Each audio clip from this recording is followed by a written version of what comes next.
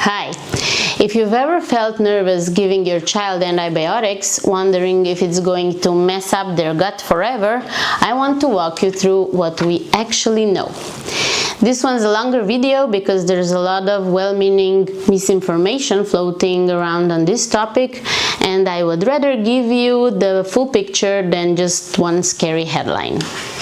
A child's gut bacteria start forming around birth, shaped by things like vaginal birth versus C-section, breastfeeding versus formula, and later on how solid foods are introduced.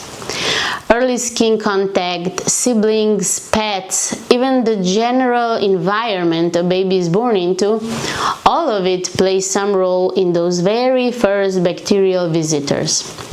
These early exposures do influence the starting point of a child's microbiome. But I want to be really clear about something. Influence is not the same as destiny, don't you agree? If your child is born by C-section or was formula fed or had a rocky start with feeding, none of that locks in a bad gut for life. Not necessarily.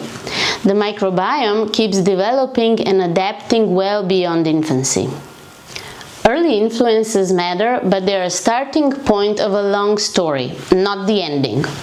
Now, antibiotics. Let's start here. They save lives. This isn't a video telling you to avoid them when your child genuinely needs them. Think of a toddler with a serious ear infection or a baby with an infection that needs to be treated quickly. Antibiotics are the right call, full stop. What antibiotics actually do is target bacteria, and because they can't always tell the difference between the ones that are causing an infection and the helpful bacteria living in the gut, they can reduce gut bacteria diversity. They almost always do.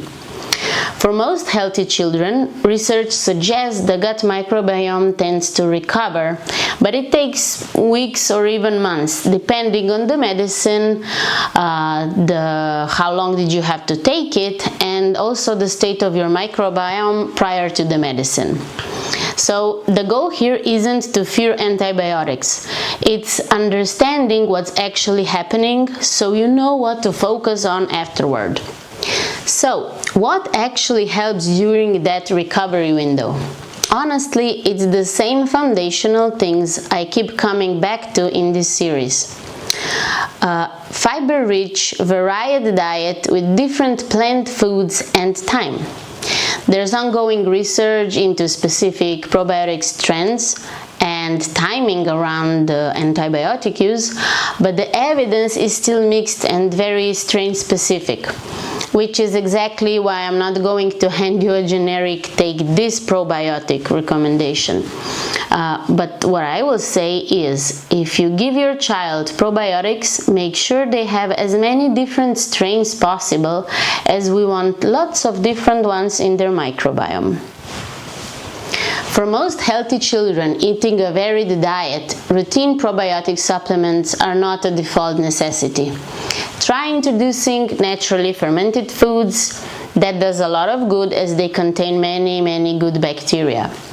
However, there are specific medical situations where a doctor might even recommend particular probiotic strain for a particular reason. And in those cases, that's a conversation for you to have with your child's doctor. For the average healthy kid, the basics, so variety, fiber, real food, are already doing the heavy lifting. I know this is a lot to take in, so if you only remember one thing from this video, let it be this. Your child's gut health was not determined entirely in the first few months of life, and it is not ruined by a round of antibiotics. It's an ongoing, adaptable system that responds to everyday things we as parents can implement in their life. If you want more info on supporting your child's gut health, that's exactly what I walk through in my videos, so please subscribe. Thank you!